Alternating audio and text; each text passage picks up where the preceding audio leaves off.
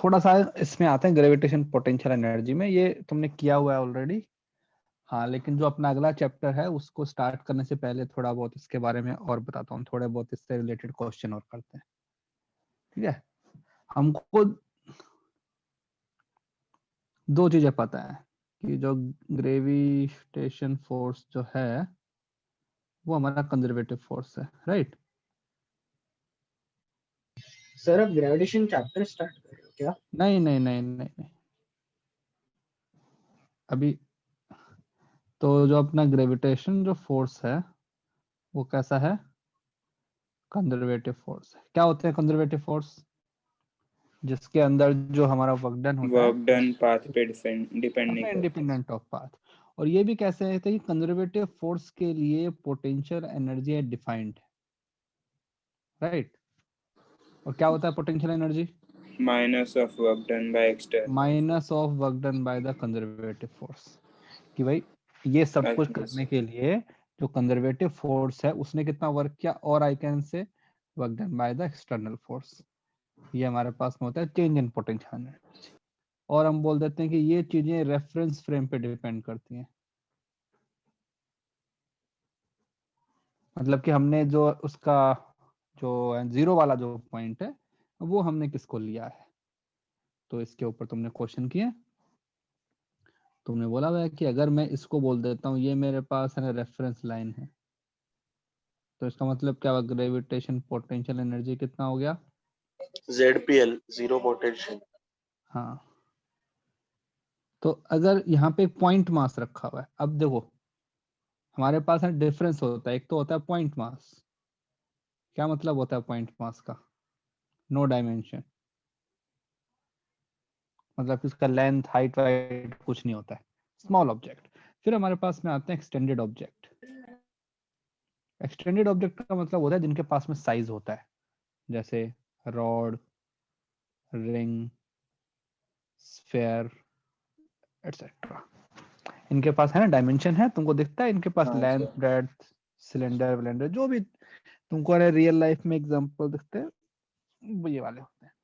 तो अगर एक पॉइंट मास के लिए मैं और डिफाइन करूं, तो इसका मास अगर सपोज m है, इस पॉइंट को अगर मैं यहाँ से यहाँ लेके आ गया और एक पॉइंट यहाँ पे रखा है, तो अगर इसको इनिशियल एनर्जी में बोलता हूँ 0, तो इस पॉइंट पे अगर ये मास आ गया तो इसका जो ग्रेविटेशन पोटेंशियल एनर्जी है वो कितना हो जाता है, MGH। mgh. This mgh is defined only for point mass. अब तुम बोलोगे सर ये सब कुछ तो आता ही था, क्यों कर रहे हो, है ना। हर चीज की फाउंडेशन यहीं से स्टार्ट होती है। कोई भी अगर बड़ा सिस्टम जो होता है जब हम उसको स्टडी करते हैं, तो कोई भी बड़ा सिस्टम जो बनता है वो किससे बनता है, छोटे छोटे मास से बन के, ठीक है। तो जैसे इसके एग्जांपल करते हैं, सपोज ये हमारे पास में रखा हुआ है रॉड, इसको मैंने बोला ग्रेविटेशन पोटेंशियल एनर्जी 0, इस लाइन को, ये यहां से h हाइट ऊपर है और ये रॉड है, रॉड एक रॉड है जिसका मास है m, लेंथ है l। अब अगर कोई तुमसे पूछे कि what is the gravitation potential energy of the system without using centre of mass, तो कैसे करोगे। नॉट हमको डिफाइंड। सेंटर ऑफ एलिमेंट मास ले लेंगे, हाँ से एलिमेंट ले सर लेंगे रॉड का हर एलिमेंट का पोटेंशियल एनर्जी अलग होगा। यस। और देखो उसका हमको इंटीग्रेशन कर देंगे। देखो हमको क्या पता है कि अगर कोई पॉइंट मास होता है, ये एक पॉइंट मास है, पॉइंट मास के लिए मुझे पता है एनर्जी कितना होता है, उसका मास इंटू जी इंटू उसकी हाइट, राइट। यहाँ पे मुझे नहीं पता, तो मैंने क्या किया, एक एलिमेंट ले लिया छोटा सा, ये एक एलिमेंट ले लिया छोटा सा एलिमेंट, ठीक है। इसका मास मैंने बोल दिया डीएम, इसका मास छोटा सा है, और सपोज इसकी जो हाइट है वो यहाँ से मैंने बोल दी एक्स, तो इसकी जो स्मॉल एनर्जी आएगी वो कितनी हो जाएगी, mass into g into height. मास कितना है इसका DM into g into height कितनी है एक्स, एक्स। ठीक है। अब ये जो एनर्जी होगी, अगर मुझे पूरे सिस्टम की एनर्जी निकालनी है तो जो छोटी छोटी एनर्जी है सबको ऐड कर देंगे, तो एडिशन करने का मतलब होता है इंटीग्रेशन, तो ये लो। अब इंटीग्रेशन में तुमको पता है क्या होता है, एक एलिमेंट होना चाहिए, एक वेरिएबल होना चाहिए और उसी वेरिएबल का डिफरेंशियल एलिमेंट। तो मेरे पास जो डिफरेंशियल एलिमेंट है वो तो है डीएम, और ये जो मेरे पास में एलिमेंट जो है वेरिएबल है वो है एक्स। तो I will convert DM into x. तो मैं देखता हूँ ये जो लेंथ है ना, सपोज इसको मैंने बोल दिया स्मॉल लेंथ, बोल दिया dx, क्योंकि देखो ना ये क्या है, x है ना, तो इसी लाइन के अलाउंग अगर मैं एक एलिमेंट लूंगा तो वो एलिमेंट क्या आएगा, dx आएगा। सर हाँ सर डीएम पॉइंट ऑब्जेक्ट है सर।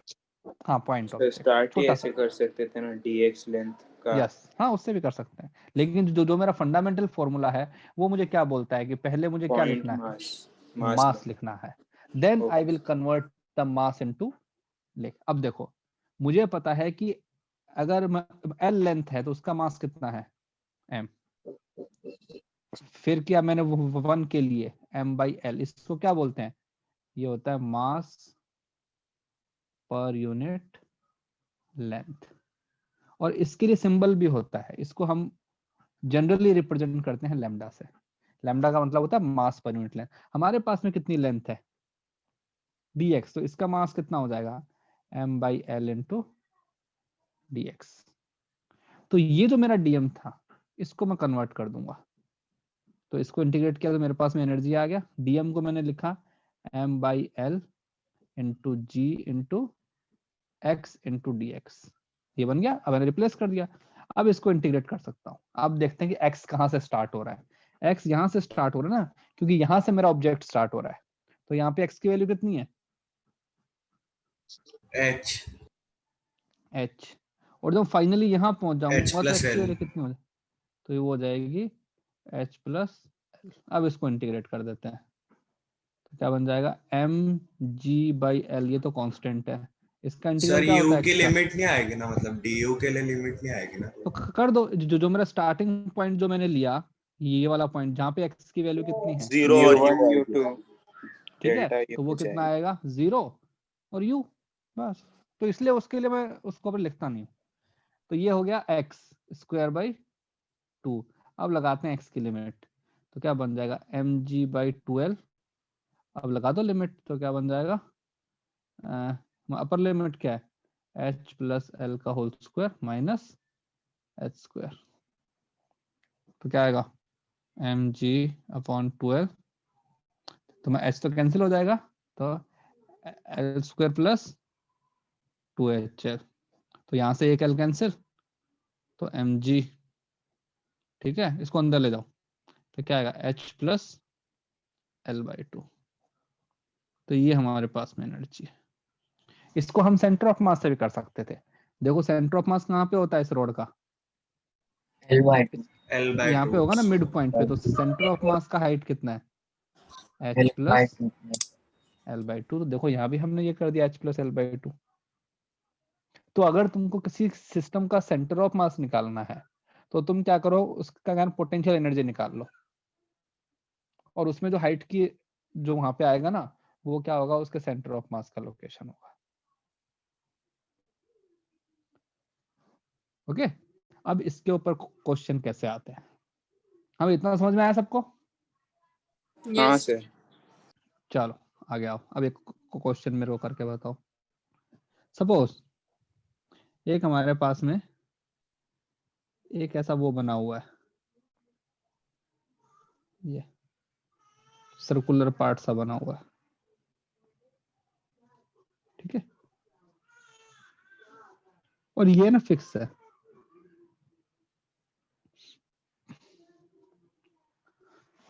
हमने क्या किया, एक चेन जो है वो ऐसे रखी हुई थी यहाँ पे, इसके हाईएस्ट पॉइंट से, है ना, एक चेन ऐसे रखी हुई थी। मतलब ये हमारा वो बन गया ना, क्वार्टर ऑफ रिंग बन गया है, ठीक है। मास ऑफ रिंग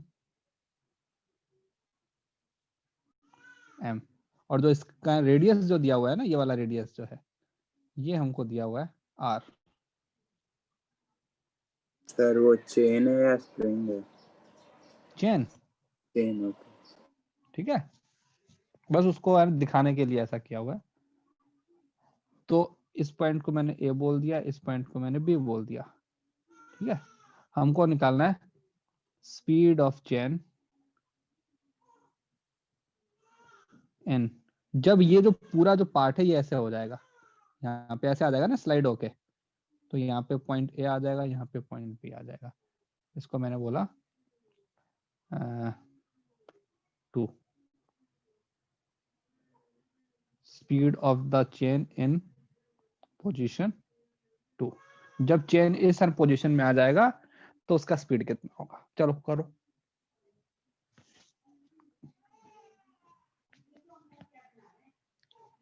तो क्या होता है, मतलब कोई भी इस टाइप के क्वेश्चन को अपने किससे करते हैं।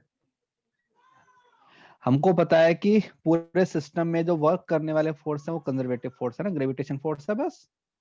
तो जब कंजर्वेटिव फोर्स होते हैं तो सिस्टम का मैकेनिकल एनर्जी कंजर्व रहता है। मैकेनिकल एनर्जी का मतलब क्या होता है, kinetic energy plus potential energy constant. बस हमको kinetic energy plus potential energy के समेशन को सेम करना है और फिर बताओ स्पीड क्या आ जाएगा।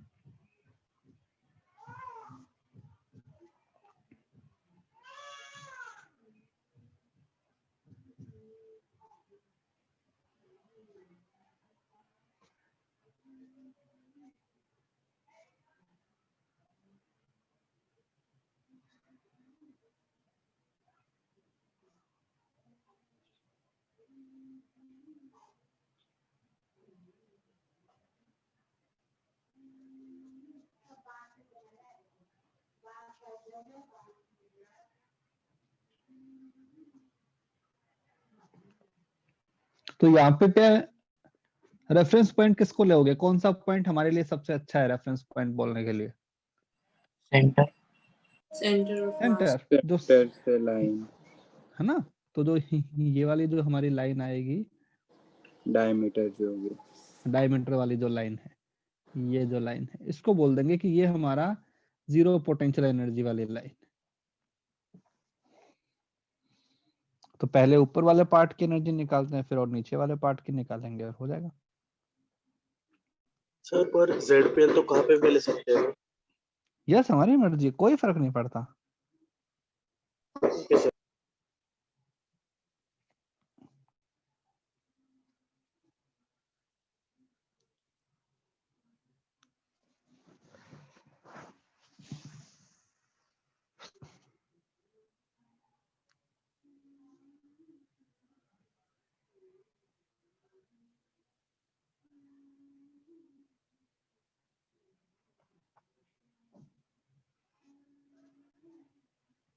Sir root of G into 2 minus root 2।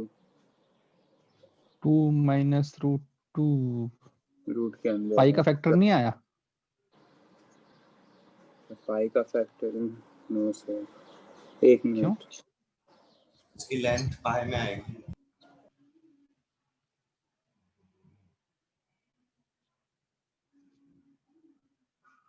हाँ सर एक मिनट, वो देखा। करो करो।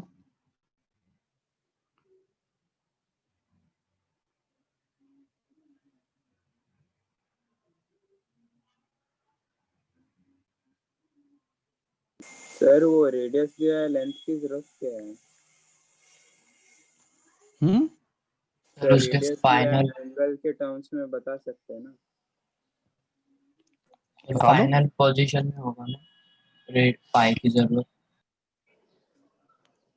इसलिए वो मैंने 45 सेंटर ऑफ मास लिया 45 डिग्री पे। क्यों भाई, sir uniform centre mass of mass 45 पे क्यों आएगा, तो क्या हुआ, क्या ये एकदम स्ट्रेट रोड है। No sir.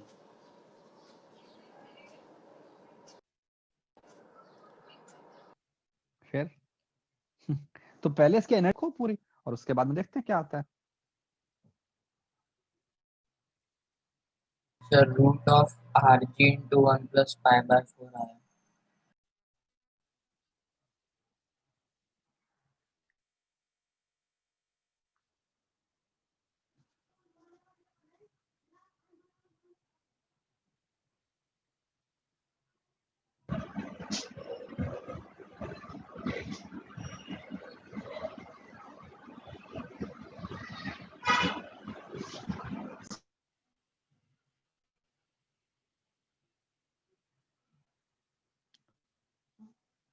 करो करो इंटीग्रेट करो, क्योंकि जो अपना अगला चैप्टर है उसके अंदर हमको centre of mass he find करना है और उसमें इंटीग्रेशन इंटीग्रेशन है, इसलिए तो थोड़ा सा प्रैक्टिस आज करवा रहा हूँ कि इंटीग्रेट कैसे करते हैं।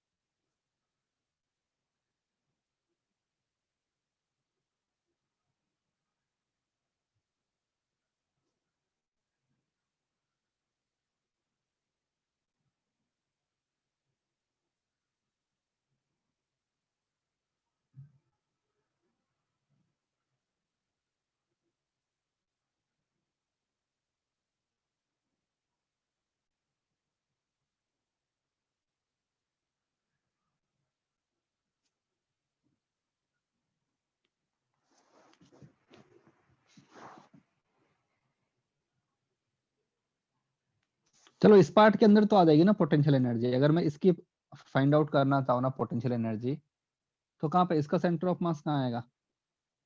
इसके हाफ पे, क्योंकि मिडल ये तो में। भाई ये तो हमने अभी ऊपर किया ना, तो यस। इस इसका तो यहाँ पे आएगा टोटल जो ये जो लेंथ है।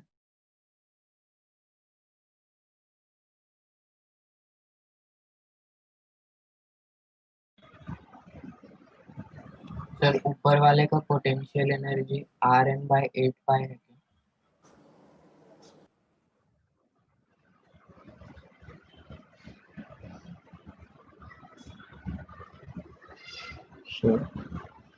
सर आपकी आवाज नहीं आ रही है।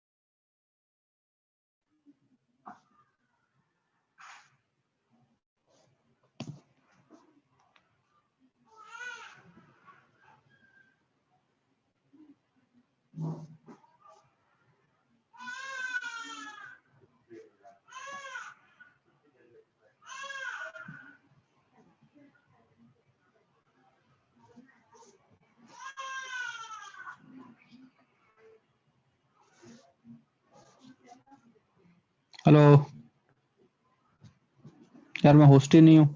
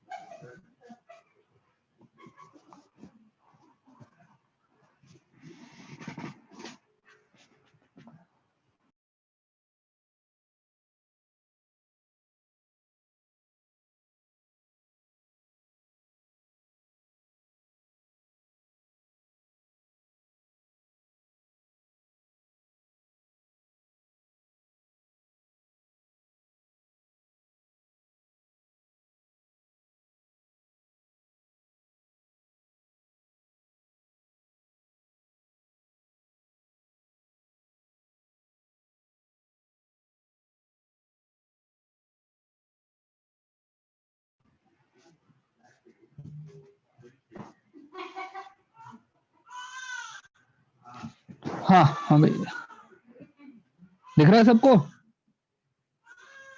हाँ सर। हाँ, तो मास हो गया, जी हो गया, और इसकी हाइट कितनी हो जाएगी, पाई आर बाई 4। तो ये तो हमारे पास में फाइनल अपना पोटेंशियल एनर्जी। फाइनल जो काइनेटिक एनर्जी आएगी वो बन जाएगी half M into V square, क्योंकि सारे के सारे पॉइंट का स्पीड सेम होना पड़ेगा। अगर मैं इनिशियल की बात करूं तो इनिशियल जो काइनेटिक एनर्जी है वो तो 0 है। अब इनिशियल जो अपना पोटेंशियल एनर्जी है उसको अपन कैलकुलेट करते हैं। अब उसको कैलकुलेट करने के लिए कैसे, देखते हैं। अब वो अपने आप में अलग ही वो बन गया, क्वेश्चन बन गया है, तो उसको अलग से देखते हैं कि हमारे पास में सर पाई आर बाय 8 होगा ना?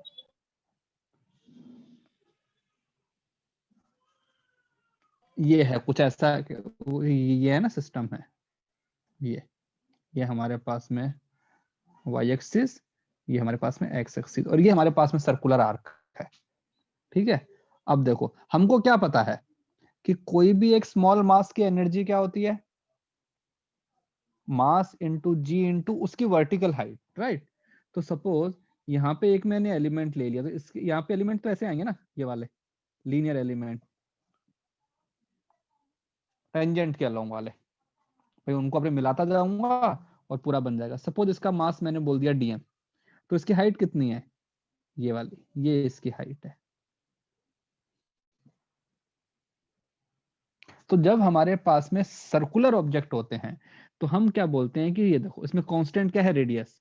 तो तो साइन मैंने बोला कि थीटा, हाँ, साइन थीटा यहाँ से, डी थीटा का इंटीग्रेशन हाँ क्या होता है? यस, बताता हूँ। ये एंगल थीटा है और इसका स्मॉल एलिमेंट क्या होता है थीटा का, डी थीटा। D theta. ये रेडियस आर है, तो इसका आर्क लेंथ क्या बन जाएगा, ये वाला length R D theta. R into D theta, radius into angle, ये क्या होता है आर्क लेंथ। अब देखो ये आर है, तो ये जो हाइट है, हाइट क्या बन जाएगी आर साइन थीटा। छोटी सी एनर्जी जो लिखूंगा ना पोटेंशियल एनर्जी, वो क्या बन जाएगी, मास कितना है DM into g into height कितनी है इसकी आर साइन थीटा। अब मुझे मास को थीटा के फॉर्म में लिखना है, तो जो मास बनेगा वो कितना बन जाएगा, lambda. Lambda is mass per unit length into length, कितना लेंथ है आर डी थीटा, है ना, are into D theta.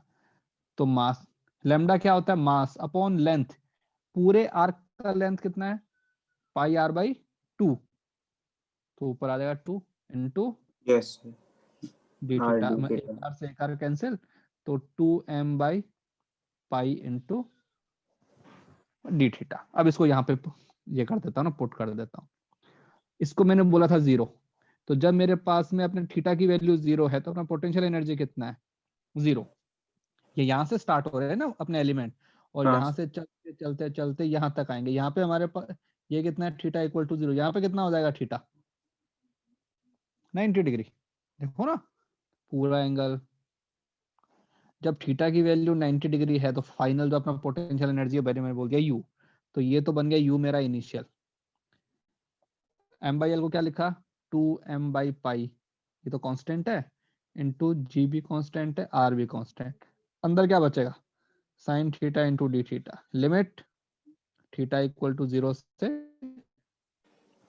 90 degree, तो इसका इंटीग्रेशन माइनस कॉस थीटा ना। माइनस कॉस थीटा होता है। ठीक है, तो ये सर क्या बन वही जाएगा डाउट हो रहा था, माइनस एम कैसे जी आ रहा है? आर अपॉन पाई, इसका इंटीग्रल होता है माइनस कॉस थीटा। अब लगाता हूँ लिमिट, लोअर लिमिट 0 है, फाइनल लिमिट 90। कैसे ओके, करते हैं, upper upper limit limit minus minus lower limit. Lower, तो 2m ji R by pi. ठीक है, तो पहले मैंने लगाया 90, तो क्या बन जाएगा, ये तो मैंने कॉमन ले लिया माइनस, तो cos 90 माइनस cos 0, cos 90 0 होता है, cos 0 1 होता है, तो ये सिंपली बन जाएगा 2mg r बाई पाई। तो ये बन गया u इनिशियल। इसके बाद तो हो जाएगा। हाँ सर, सही, यहाँ तक किया था अच्छे से। हाँ भाई बाकी लोग, सर हाँ फिर इसमें डायरेक्ट कंजर्वेशन ऑफ एनर्जी लगेंगे, वो तो पता चला। क्या चीज, सर डायरेक्ट मैकेनिकल एनर्जी का कंजर्वेशन लगाएंगे, वो कैसे पता चलेगा? क्योंकि यहाँ पे बताओ, जब ये पूरा जो तुम्हारा सारे फोर्स कंजर्वेटिव है। ये जब स्लिप होके आएगा तो कौन कौन से फोर्स यहाँ पे एक्ट कर रहे हैं? एक तो अपना ग्रेविटी कर रहा है, और normal normal, but work done bye वो नॉर्मल डॉट की तो वो है प्रोडक्ट ना, है, परपेंडिकुलर हो रहा है, तो इसलिए उसका वर्क डन तो आएगा ही नहीं नहीं। आएगा। तो ओनली कंजर्वेटिव फोर्स, हाँ only conservative force are working. तो जब कंजर्वेटिव फोर्स एक्ट करते हैं तो हम लगा सकते हैं। अगर मैं यहाँ पे बोल देता कि इस सरफेस पे फ्रिक्शन भी है, तो फिर हम इसको नहीं कर सकते थे ऐसे, एफबीडी क्यों है? बनाना फ्रिक्शन हमारा पड़ेगा। कंजर्वेटिव फोर्स नहीं है ना। फिर हम लगाते वर्क डन बाय, हाँ फिर हम करते work done by all the forces equal to change in kinetic energy. लेकिन यहाँ हम कर सर सकते हैं। तो मेरे पास में इनिशियल कितना आ गया? हाँ, सर वो अब ये जो दो है इनका समेशन और इनका समेशन सेम कर दो, तुम्हारे पास में स्पीड आ जाएगी। हाँ बोलो। सर वो हाइट आपके पास पाई बाय 4 कैसे आया? या सॉरी mg, हाँ पाई r बाय 4। अरे भाई, पूरा जो चेन है इसका कितना लेंथ है? अच्छा बताओ समझा बता। समझा। यस चेन का सर, जो लेंथ है वो पाई आर बाई 2 है ना, हाँ 2 पाई और r बाय उसका, 4। हाँ और यहाँ पे उसका मिड पॉइंट आएगा, क्योंकि हमने ऊपर सॉल्व किया है ना कि अगर कोई चीज एकदम स्ट्रेट है तो उसके लिए मैं कहाँ पे लेता हूँ पॉइंट? एकदम उसके सेंटर पे। तो हमारे पास में ऐसा आ गया। ठीक है ना? Yes sir. ओके। हाँ भाई, लिखो इसको बाकी लोग।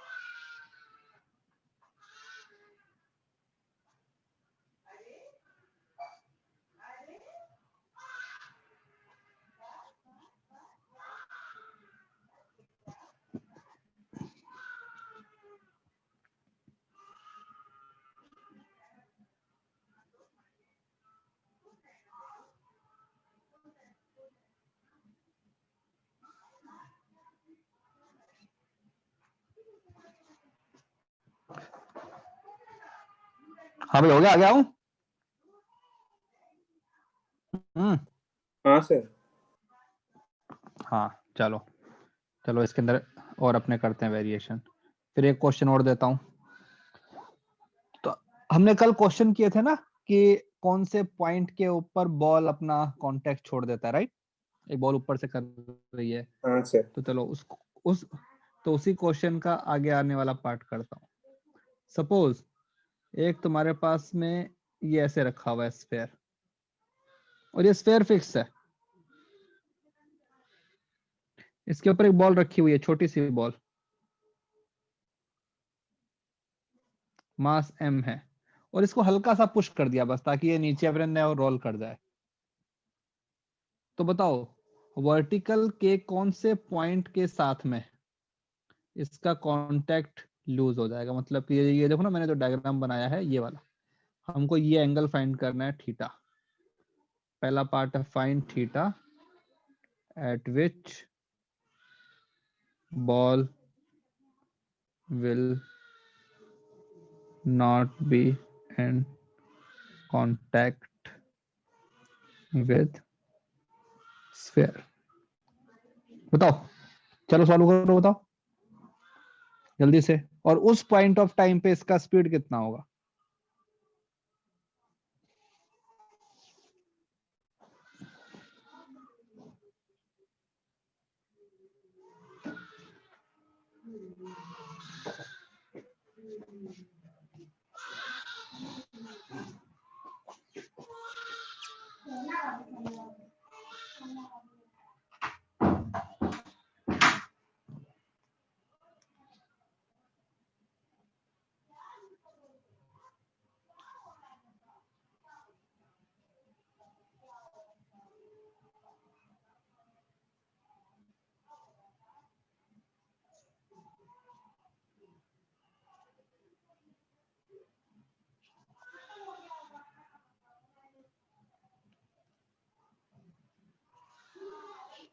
सर रेडियस आर है ना? हाँ रेडियस आर है।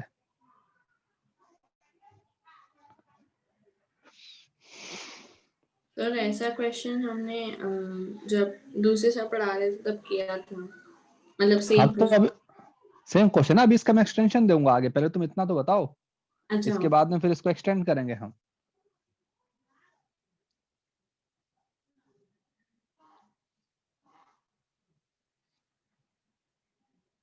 So theta is equals to cos inverse 2/3.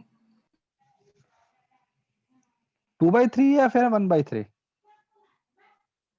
2/3 sir कौन सा बताना है? अरे ऊपर वाला बताना है ना। तो 2/3 है शायद।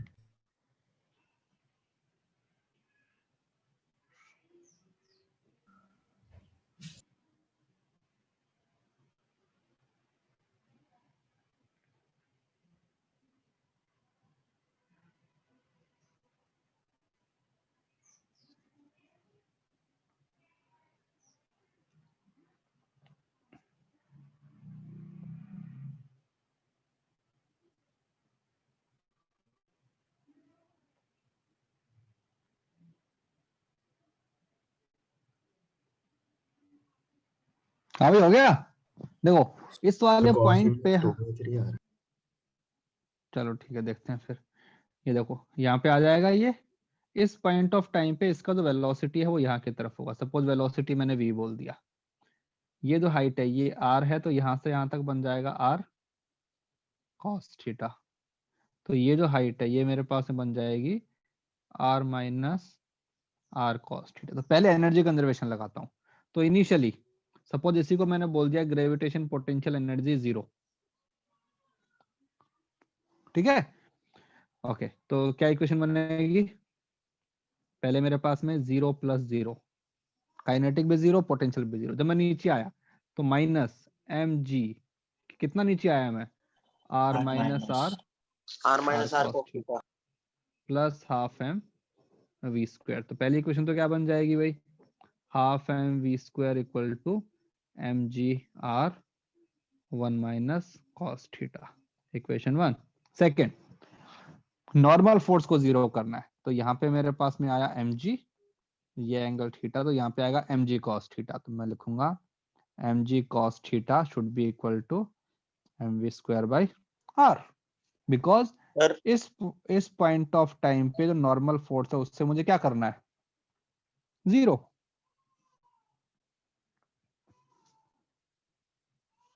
ओके, तो इस इक्वेशन से मैं mv स्क्वायर की वैल्यू को ऊपर पुट कर दो, तो mv स्क्वायर की वैल्यू क्या है, 2mg cos थीटा, ये ना 2mgr cos थीटा, और यहाँ पे क्या है मेरे पास में, एक सेकेंड, नहीं डायरेक्टली हाँ mv स्क्वायर बाय r डाल दो फर्स्ट इक्वेशन में। हाँ डाल दो, तो mv स्क्वायर बाई r डाल दो, है ना भाई। यहाँ जो तुम्हारे पास में ये है ना r जो है उसको यहाँ पे ले आओ, तो mv स्क्वायर r की वैल्यू क्या बन जाएगी, mg cos theta should be equal to 2mg 1 minus cos theta, mg से mg कैंसिल, तो cos theta equal to 2 minus 2 cos theta, तो क्या बन जाएगा, cos थीटा इक्वल टू 2/3, तो थीटा इज cos इनवर्स 2/3। ये आ गया। इसका मतलब क्या हुआ कि इस पॉइंट से पहले अगर मैं देखूं, नॉर्मल फोर्स की कुछ वैल्यू हो रही होगी। नॉर्मल फोर्स की कुछ वैल्यू है, मतलब कि बॉल जो है वो वन टिका हुआ है, हाँ सर। बॉल इसके ऊपर ये है ना, यहां से लेकर, और सपोज इस वाले एंगल को, सपोज इसको मैंने बोल दिया थीटा नॉट, तो सपोज इस वाले पॉइंट को मैं बोल रहा हूँ थीटा नॉट, तो इसके बीच में इस इंटरवल के अंदर, इस इंटरवल के अंदर अगर तुम्हारे पास में बॉल है, ये बॉल है, तो इसका अगर एफबीडी बनाऊंगा तो इसके ऊपर जो नॉर्मल फोर्स लग रहा है वो कहाँ की तरफ लग रहा है, बाहर की तरफ, और ये जो सरफेस है इसके ऊपर कहाँ लग रहा है नॉर्मल फोर्स, अंदर की तरफ, अंदर की उसके ऊपर एक mg फोर्स भी लग रहा होगा उस मास के ऊपर, ये हमारे पास में एफबीडी है, ठीक है। ओके, जब मैं इस पॉइंट पे आ जाऊंगा, ये वाला पॉइंट मेरा थीटा नॉट वाला, इसके बाद में क्या होगा, पेन की वैल्यू 0, नहीं नहीं नहीं, नहीं। इसके बाद में ये जो बॉल है कहाँ फ्री जाएगा, फॉल।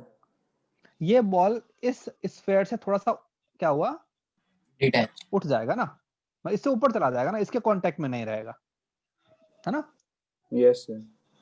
यस, तो सपोज हमारे पास जो जो सिचुएशन है वो कुछ ऐसी होती कि ये पूरा स्फीयर नहीं होने के बजाय एक ऐसा होता, पाइप होता है, एक पूरा पाइप, और पाइप के अंदर बॉल आ रही है, तो जब तुम इस वाले इंटरवल से पॉइंट ए से पॉइंट बी तक आ रहे होते, तो जो स्फीयर है वो बॉल को अंदर की तरफ प्रेस कर रहा होता, देखो ना कहाँ पे अच्छा, लग रहा है नॉर्मल ट्यूब फोर्स, टाइप। हाँ अगर ये पूरा ट्यूब होता तो जो बॉल है वो ट्यूब को अंदर की तरफ प्रेस कर रही होती, क्योंकि उसके अंदर आने की टेंडेंसी है ना, और ट्यूब उसके ऊपर फोर्स कहाँ लगा रहा होता, बाहर की तरफ।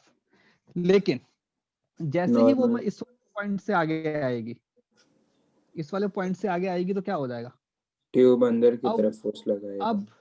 अब ये जो है बॉल, इसकी बाहर जाने की टेंडेंसी है ना, लेकिन उसको है ना ट्यूब ने रोका हुआ है, नहीं, अब इसके ऊपर जो नॉर्मल फोर्स लगेगा वो कहाँ की तरफ लगेगा, अंदर की तरफ, तो ये जो हमारी है ट्यूब, इस पे कहाँ लगेगा, बाहर की तरफ, ठीक है।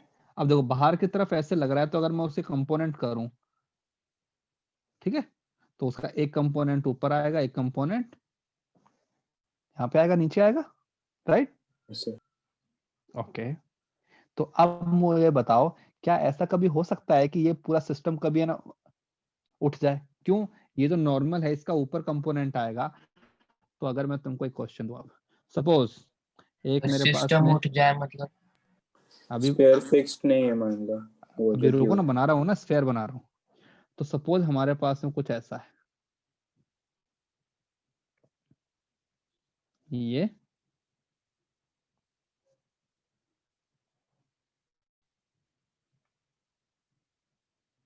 ऐसा, ठीक है, इसका मास मैंने सपोज बोल दिया कैपिटल एम, ये एक वो बना हुआ है,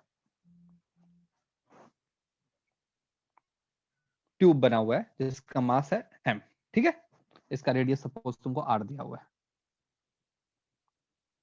मैंने यहां से 2 बॉल को छोड़ा, 2 बॉल को, 2 बॉल, एक बॉल को इधर, एक बॉल को इधर। क्यों ऐसा क्यों किया? ताकि ये यहाँ पे जो आएगा ना सिमेट्रिकली हो जाएगा ना सब कुछ। तो ये जो लगेगा नॉर्मल, ये एक यहाँ भी लगेगा, तो एक ऊपर कंपोनेंट, एक हॉरिजॉन्टल कंपोनेंट। तो हॉरिजॉन्टल कंपोनेंट क्या होंगे ना, कैंसिल आउट हो जाएंगे। तो जो तुम्हारा स्फेयर है ना, वो हॉरिजॉन्टल में कहीं नहीं जाएगा, वो जाएगा तो वर्टिकल में जाएगा कभी।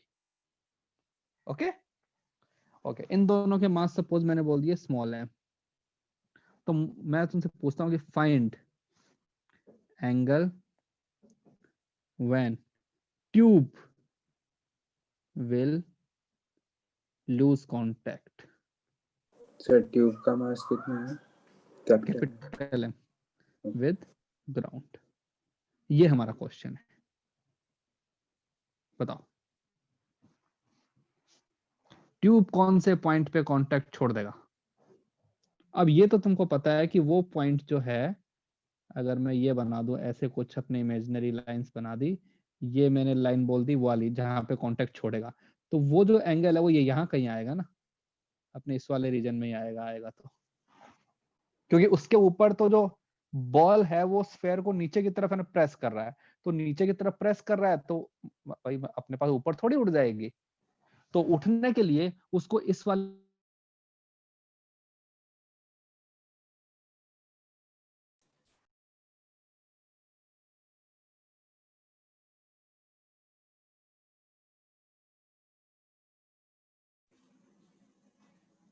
सर सर आपकी आवाज नहीं आ रही।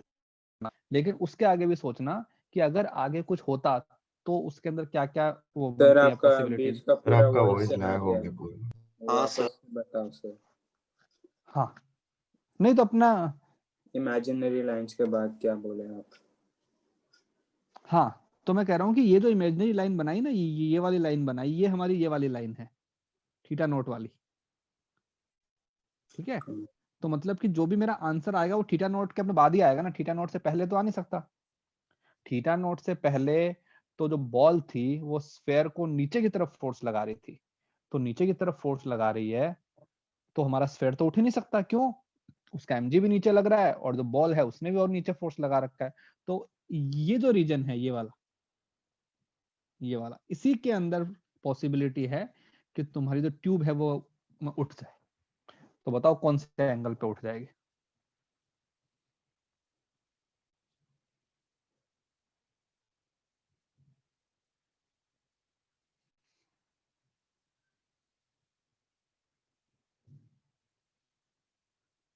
तो थोड़ा सा ऊपर जाइए ना।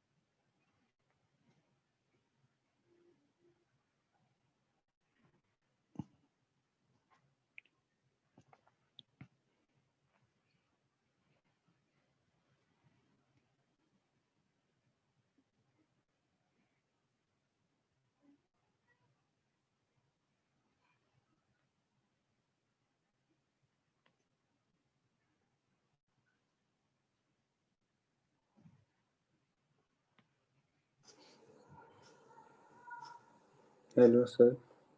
हम्म, सर आंसर आ गया। क्या है बताओ। सर थीटा मैंने वो पॉजिटिव एक्स एक्सिस से लिया है। साइन ठीक है, inverse of 2mgr minus capital mg upon 2r plus 1। एक सेकंड बताओ। Theta equal to sine inverse, तो चलो चलो ठीक है, साइन थीटा हो जाएगा 2mgr minus small capital m small 2 small m gr g r minus capital mg capital m g। Upon 2r plus 1। नहीं बेटा, ये तो तुम्हारा वैसे ही गलत है ना, देखो डायमेंशन ही तुम्हारे मैच नहीं कर रहे हैं। तुम ऊपर 2 mg r में से mg को सब्ट्रैक्ट कर रहे हो, ये कैसे पॉसिबल है? और नीचे तुम 2r के अंदर किसको ऐड कर रहे हो? 1 को। तो r इज लेंथ, लेंथ के यस सर। साथ में कांस्टेंट कैसे ऐड हो सकता है ना? सो मैंने कुछ कॉमन निकाला था, निकल हाँ, गया। तो एक बार चेक करो क्या कॉमन निकालना था क्या नहीं निकालना। तो ये तो अपना डायमेंशनली रॉन्ग है। हाँ भाई, बाकी लोग कहाँ तक पहुंचे? तो देखो, हम क्या करते हैं, किसी एक साइड वाला सॉल्व कर लेते हैं ना, दूसरे साइड वाला तो अनसिमेट्रिक रहेगा। हेलो सर, हाँ हाँ, मेरा sin theta is equals to rg/2 एक v सेकंड स्क्वायर। रुको रुको रुको, sine theta equal to rg/2 v square. 2 v square. v square की वैल्यू डालनी v पड़ेगी। क्या है? वो नहीं निकाला। अरे तो यार मतलब क्या मैंने तुमको क्वेश्चन में दिया हुआ है v? नहीं ना, नहीं तो सर। आंसर में भी नहीं आ सकता है, तो आंसर में भी नहीं आ सकता।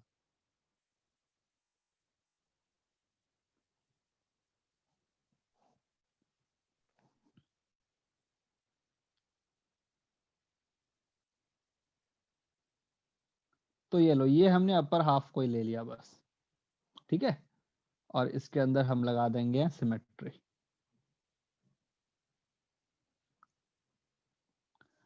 पहली बात, मुझे ये अज्यूम, मतलब वो मुझे पता है कि एंगल की वैल्यू cos इनवर्स 2/3 से तो ज्यादा ही होने वाली है। तो मैंने सपोज कर लिया कि वो पॉइंट यहाँ पे है, यहाँ पे है वो पॉइंट। तो अगर यहाँ पे एक मास है मेरे पास में, तो उसी के इक्विवेलेंट यहाँ भी एक मास आ जाएगा ना, दूसरे वाला, है ना? तो लास्ट में मल्टीप्लाई बाय ओके, नहीं इसके ये एंगल अगर थीटा है तो ये वाला एंगल भी थीटा ही होगा, सिमेट्री से कह सकते हैं, ठीक है। इसका वेलोसिटी अगर यहाँ की तरफ v है तो इसका वेलोसिटी भी यहाँ की तरफ v ही होगा। ओके, तो पहले तो मैं स्पीड निकाल लेता हूँ, उसके बाद में कुछ करते हैं। तो स्पीड कैसे निकालेंगे? यहाँ से हाइट कितनी हो गई, ये वाली height r minus r cos theta, देखो ना, ये इतनी सी हाइट ये वाली, क्योंकि ये मेरे पास में r, ये एंगल थीटा, तो ये तो r cos थीटा हो गया। तो पहले स्पीड निकालते हैं। तो स्पीड के लिए क्या लगाओगे? Half mv square equal to mgr 1 minus cos theta.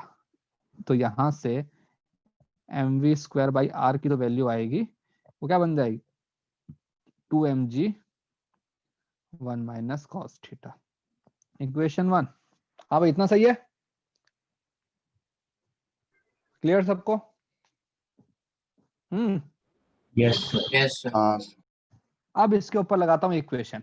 अब मुझे पता है कि यहाँ पे लग रहा है mg, इसके ऊपर नॉर्मल फोर्स जो लगेगा, इसके ऊपर मास पे, वो कहाँ की तरफ लगना चाहिए, अंदर की तरफ या बाहर की तरफ? अंदर। अंदर की अंदर तरफ। की तरफ। अंदर ना, जब तुम यहाँ पे आओगे तो इसके ऊपर तो यहाँ लगेगा नॉर्मल, ताकि ये जो तुम्हारा स्फेयर है इसके ऊपर यहाँ लगेगा, तभी तो उसका ऊपर कंपोनेंट लोगे।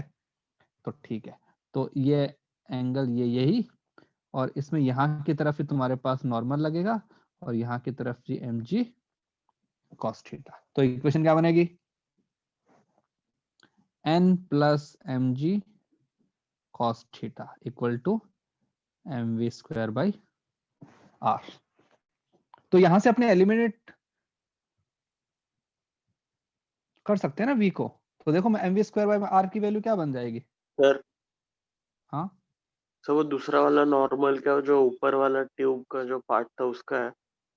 हाँ हाँ उसी का ट्यूब है, क्योंकि जैसे ही तुम इस वाले पार्ट में आ जाओगे, इस ये देखो इस वाले पार्ट के अंदर तुम्हारी ऊपर वाली ट्यूब ही फोर्स लगाएगी ना, नीचे वाली तो अपने लगाएगी ही नहीं, हाँ क्योंकि तुम समझ। उससे तो हाँ, तो वो तो मैंने एफबीडी बनाने के लिए ऐसा किया। ठीक है ओके, तो यहाँ से इक्वेशन क्या बन जाएगी? एमवी स्क्वायर बाय आर की वैल्यू क्या है? सर आ गया आंसर। 2mg क्या?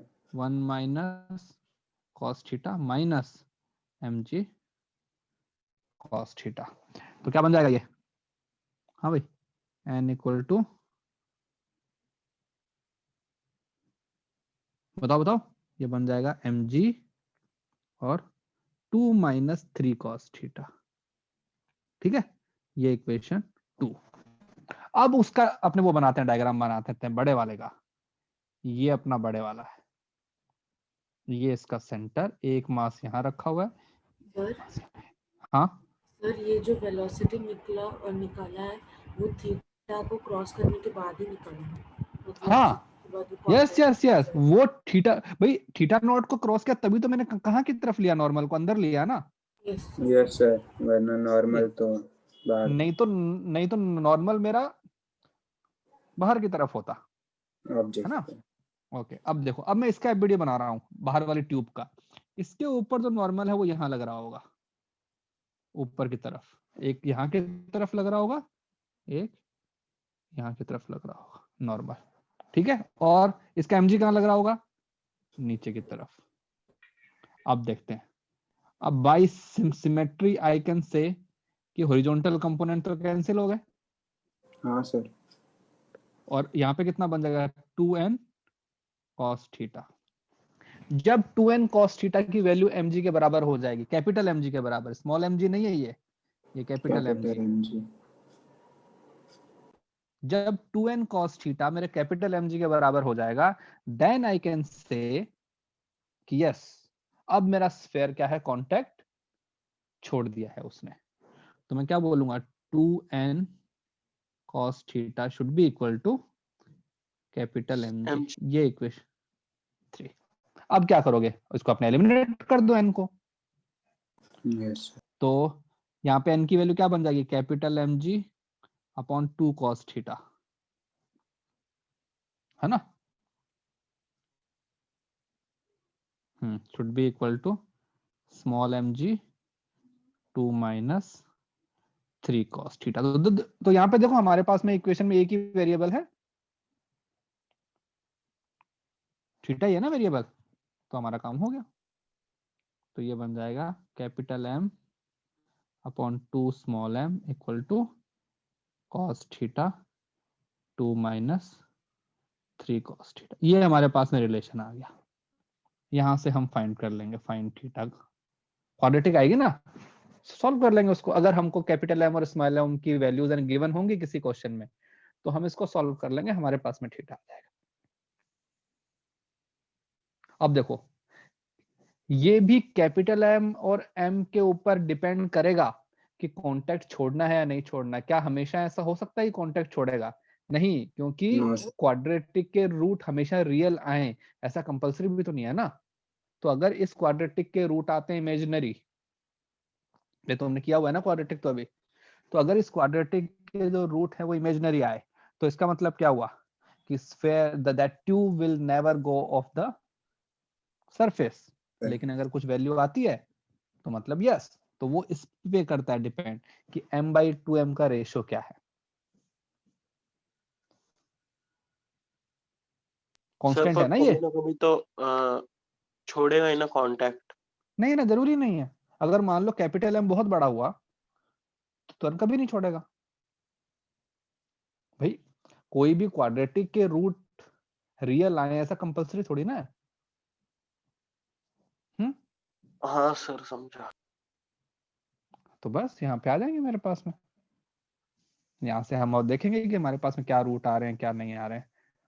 तो क्वेश्चन को एनालाइज करना हमको आना चाहिए। बताओ कहाँ तक तुम पहुंचे, कहाँ पे तुमने गलती किया, चेक करो। सर इक्वेशन तो सब सेम ही बनाए थे, साइन थीटा के टर्म्स में थे। तो यार साइन थीटा के टर्म में थे तो भी तुम्हारा तो अपना डायमेंशन ही है गलत नहीं, आता अभी है वो इससे। करेक्ट किया सर, 4m अच्छा, उसको माइनस करने के बाद हो बाई गया। 6m आ रहा है। हाँ चलो ठीक है, वो अगर हो गया है तो गुड।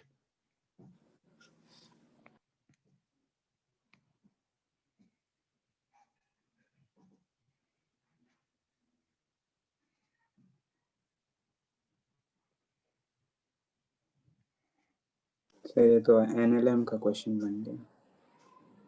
हाँ एनएलएम था, बस थोड़ा सा इसके अंदर वो आता है, उसकी स्पीड फाइंड करने के लिए हम वो करते हैं बस, है ना। अगर मान सर लो इसके अंदर, हाँ तो मुझे ये नहीं समझा कि इमेजिनरी रूट्स आने पर कैसा होगा, मतलब यार इमेजिनरी रूट्स का मतलब क्या हुआ? रियल में एग्जिस्ट नहीं करते। मतलब अनरियल। इमेजिनेशन में एग्जिस्ट करे। भाई जैसे एक बात बताओ, सपोज मैंने तुमको एक फंक्शन दे दिया कि एक्स स्क्वायर माइनस, सर वो पता है सर, मैं पूछ रहा था मतलब इसमें कैसे मतलब इमेजिनरी रूट्स है तो फिर क्या होगा तो मतलब नहीं तो नहीं, तो उसका मतलब क्या हुआ कि हमारे पास ऐसा कोई थीटा है ही नहीं जो कि इस वाली इक्वेशन को सेटिस्फाई करेगा। तो इसका मतलब क्या हुआ कि हमारे पास ऐसी कोई एंगल की वैल्यू नहीं है जिसके लिए 2n cos theta equal to mg हो जाएगा, अच्छा। है ना भाई। जैसे ये कहते हो ना कि एक्स स्क्वायर माइनस, जैसे मान लो ये दे दिया 5x प्लस 6 इक्वल टू 0, तो इसके तो तुम्हारे पास में आते हैं रूट्स, आते हैं, हाँ क्या आते 3 हैं 2। इसके रूट्स? इसके आते हैं ना 3 और 2। हाँ तो ये ऐसा होता है, मतलब क्या हुआ, इसको अगर मैं इक्वल टू 0 करता हूं तो मेरे पास में रियल पॉइंट आए, है ना। लेकिन अगर मैं इसको ये कर दूं कि X square minus 5x plus 1000 equal to 0, अब क्या होगा?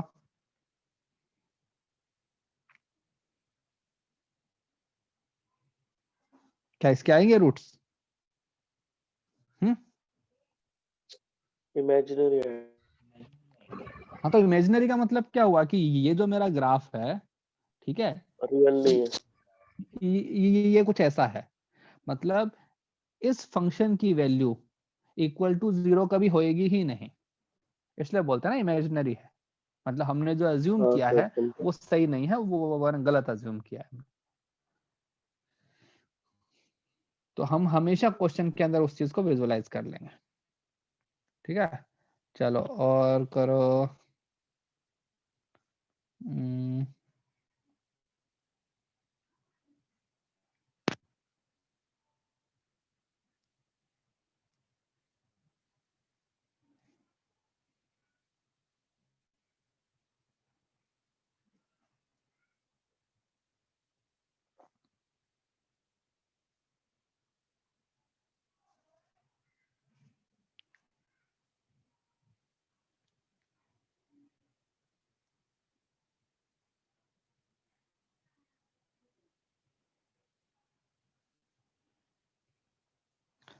ओके चलो एक क्वेश्चन करो।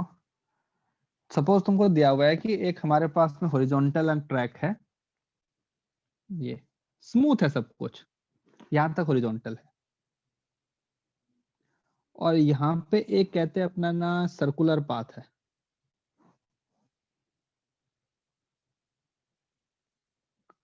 तो उसका हाफ पार्ट दिया हुआ है और इसका जो रेडियस है वो आर है।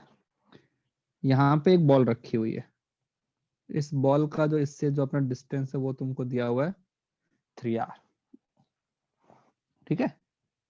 इस बॉल को कितना स्पीड से फेंका जाए, ठीक है, कि ये बॉल जो है ये यहाँ पे ऐसे जाए पूरा, और यहां से जब ये उड़ के आए तो ये वापस यहीं पे आ जाए। बताओ।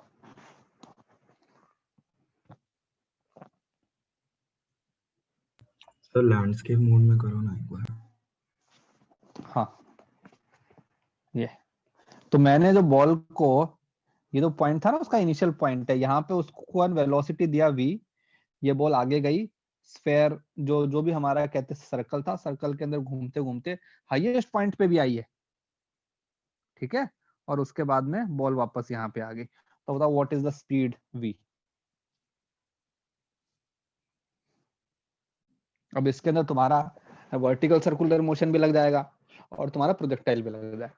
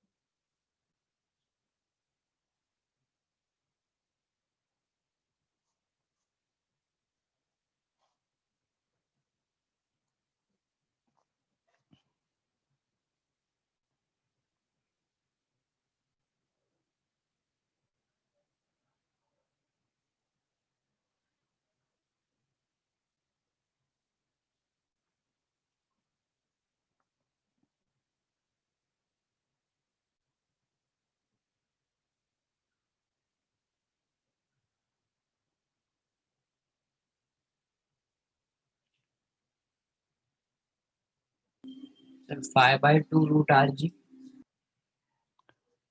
क्या क्या क्या क्या क्या 5/2 रूट आर जी।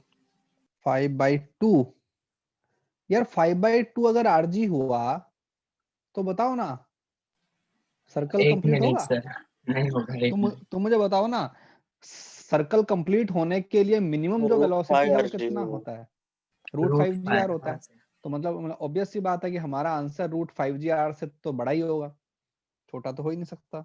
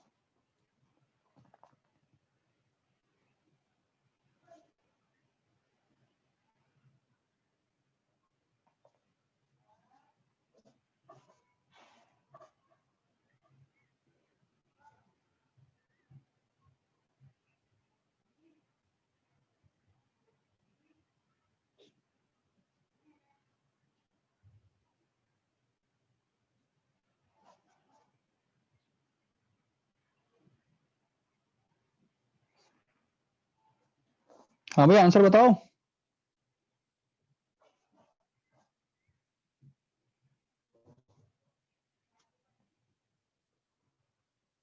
सर ऊपर वाले पॉइंट पे वेलोसिटी आई, बट नीचे का वही आ रहा है 5/2।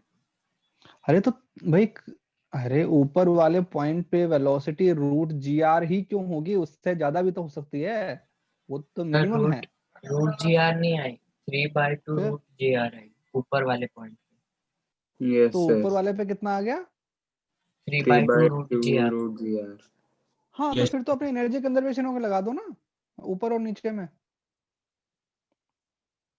अगर तुमको सपोज इस पॉइंट को मैंने बोला ए, इस पॉइंट को बी और इस पॉइंट को सी, तो अगर तुमको सी पॉइंट पे वेलोसिटी पता लग गई है तो बी पॉइंट पे तो आराम से कर सकते हो ना एनर्जी कंजर्वेशन लगा के।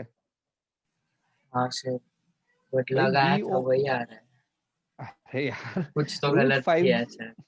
रूट फाइव जी आर अरे से तो आंसर वो बड़ा ही आएगा ना, इतना तो मानते हो।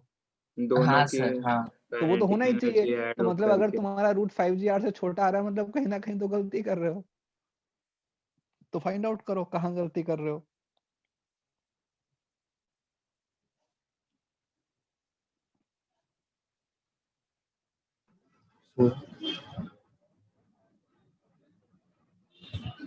सर हाँ मेरा बहुत बड़ा आ रहा है, क्या बड़ा?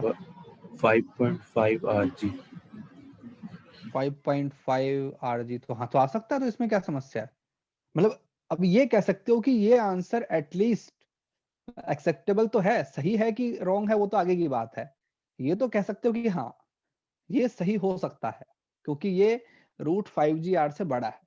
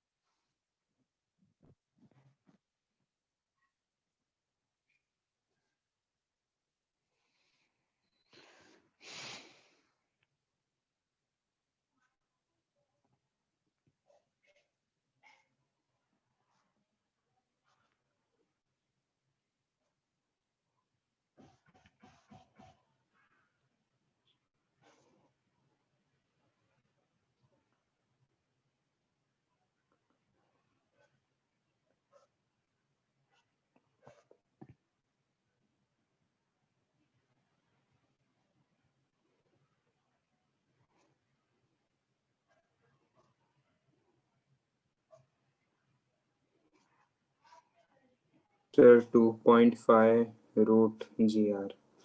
यस ये एकदम सही है। Thank you. देखो सर वही तो आया था मेरा। अबे तूने कहा था अंदर है 2.5। नहीं, बाहर ही बोला था। तो बाहर तो हो सकता है ना, अंदर तो हाँ, नहीं हो हाँ सकता है। सर, वो मैं खुद ही कंफ्यूज हो गया अपने आंसर में। हाँ देखो, तो क्वेश्चन को रिवर्स से स्टार्ट करते हैं। ये कि भाई एक, अब ये तो पता है कि हाईएस्ट पॉइंट पे तो वेलोसिटी होता है हॉरिजॉन्टल होता है। तो सपोज इस पार्ट को मैंने बोल दिया यू, ठीक है। अब यहां से इसको यहां पे आना है। ये हाइट दी हुई है 2r, क्योंकि इसका ये दिया ना डायमीटर दिया हुआ है। तो पहले निकालते हैं टाइम ऑफ फ्लाइट। क्या होता है time of flight? Root 2h/g। क्यों? क्योंकि वर्टिकल कंपोनेंट कितना है? 0 है। तो क्या बन जाएगा?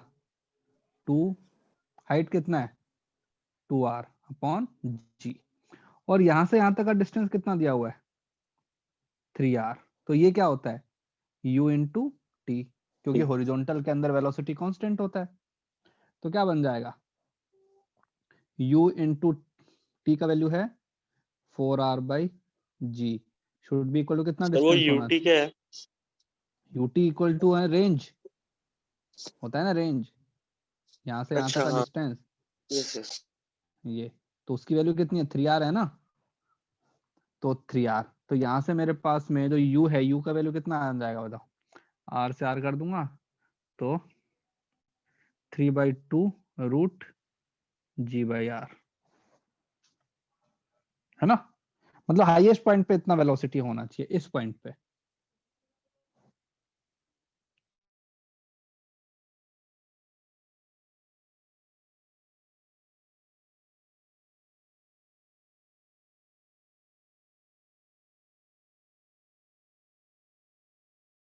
सर इसका यूनिट गड़बड़ है।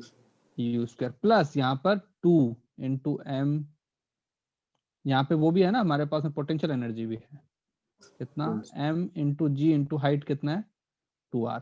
अब इन दोनों को इक्वेट कर देते हैं तो बनेगा half m v square equal to half m u square, इसका स्क्वायर करोगे तो क्या आएगा 9/4 g by r plus m into g into 2r।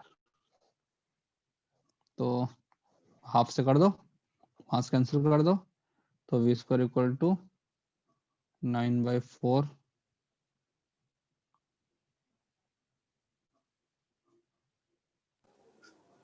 Sir वो आपने 3r से मल्टीप्लाई नहीं किया, 3 से मल्टीप्लाई। हाँ सर वो यूनिट ही गड़बड़ आ रहा था।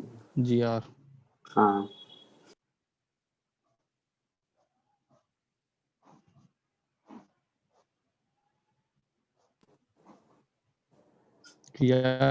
प्लस इस 2 से करोगे तो 4gr, तो कितना हो जाएगा 16 9 25 25/4 gr। इसका रूट ले लेंगे तो 5/2 रूट gr। इतना 2.5 वेलोसिटी, इतना हाँ वेलोसिटी तो होना ही चाहिए। कहाँ पर? यहाँ पर। क्यों?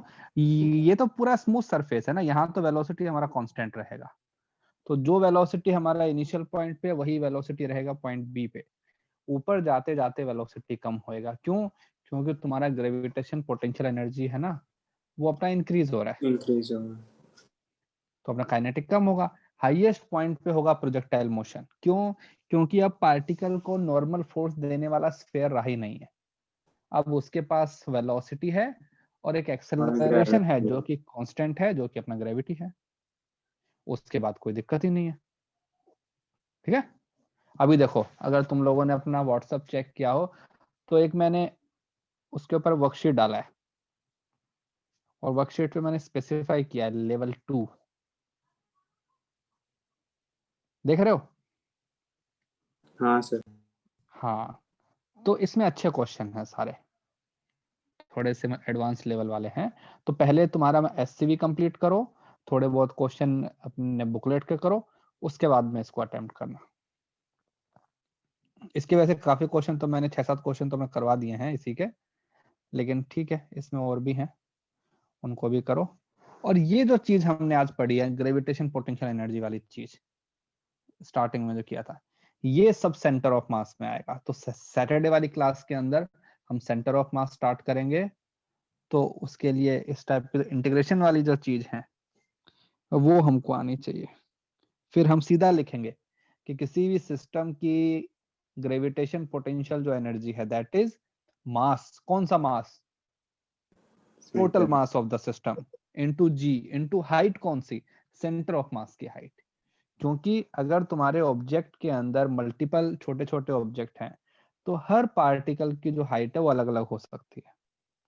सर तो उन उसका सब डायरेक्ट फॉर्मूला भी है ना सेंटर ऑफ मास का। यस यस यस, सब फॉर्मूले अपने डिराइव करेंगे और उनको याद भी रखना है। ठीक है, फिर करेंगे, कोई नहीं। हाँ भैया ओके। और हाँ सर मुझे डाउट था मतलब वर्क पावर एनर्जी का, जो रॉड वाले क्वेश्चंस है ना वो सरफेस से स्लिप होते हैं, उसमें लिमिटिंग केस कैसे लगाना है वो एक बार बता दो एक क्वेश्चन। क्या क्या क्या क्या फिर से सर वो बोलो। जो रॉड स्लिप होता है ना सरफेस से, वो वाले क्वेश्चन भी लिमिटिंग कौन सी केस सरफेस कैसे से? सर वो एक वन टाइप ऑफ क्वेश्चन है ना जिसमें रॉड स्लिप होता है, तो उसमें लिमिटिंग केस लगाते हैं वो वाले क्वेश्चन। नहीं मुझे क्वेश्चन बताओ मुझे, मैं तुम्हारी बात समझ नहीं पा रहा हूँ कि रॉड स्लिप होता है किस पोजीशन में रखा? सर मतलब एक हॉरिजॉन्टल सरफेस में रखा है और उसका थोड़ा पार्ट वर्टिकली है, तो उसके बाद वो थोड़े टाइम बाद स्लिप हो जाएगा। यस वो वाले स्लिप टाइप होगा। का। सर तो वो उसमें लिमिटिंग वो केस कैसे अच्छा है, लगाना एक क्वेश्चन वेरिएबल मास वाला जो हमने किया था, है ना? तो जैसे ये है, ये मान लो हमारे पास में एक रखा हुआ है ना, बेंच रखा हुआ है, टेबल रखा है, और इसके ऊपर एक ये रखा हुआ है चेन। ठीक है, और ये ऐसे है। अगर सपोज ऊपर की सरफेस जो है वो स्मूथ होती तो स्लिपिंग स्टार्ट हो जाती। Yes, sir. सपोज यहाँ से यहाँ तक की जो लेंथ है, इसका लेंथ है L1, यहाँ से यहाँ तक का जो लेंथ है वो हमारे पास में है ये L2। तो इसी का इक्विवेलेंट अगर मैं डायग्राम बनाऊं तो इसका इक्विवेलेंट जो डायग्राम है वो ये बन जाएगा। ये पुली है, ये हमारे पास में ऊपर वाला मास M2 और ये नीचे वाला मास M1। तो यहाँ पे M1 क्या बन जाएगा, लैम्डा इंटू L1, और M2 क्या बन जाएगा, लैम्डा इंटू L2। तो अगर सपोज ऊपर की सरफेस पे फ्रिक्शन है ही नहीं तो स्लिपिंग स्टार्ट होगा,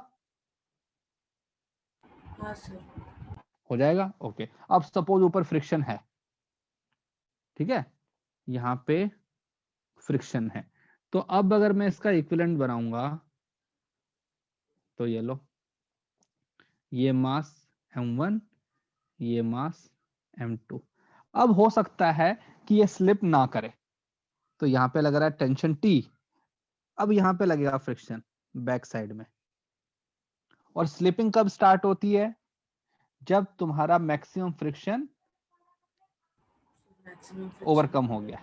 तो देखो इसके ऊपर यहाँ पे कितना लग रहा है M1G, इसमें यहाँ पे क्या लगेगा T। इसको स्लिप करवाने के लिए ये जो है टेंशन, यहाँ पे क्या लगेगा M2G और ये लगेगा नॉर्मल। तो जो मैक्सिमम फ्रिक्शन है वो हमारे पास कितना हो गया, म्यू एन, म्यू, अब एन की वैल्यू कितनी है M2G, ठीक है।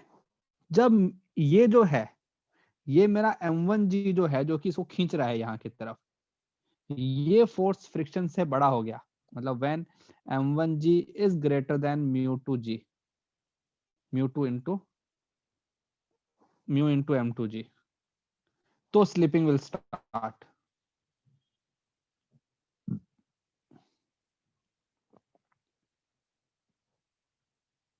ठीक है, तो बस हमको इसको चेक करना है कि जो मैक्सिमम फ्रिक्शन है क्या हम उसको ओवरकम कर पा रहे हैं। अगर ओवरकम हो गया है तो स्लिपिंग स्टार्ट हो जाएगी, अगर नहीं तो स्लिपिंग स्टार्ट होकर नहीं होगी।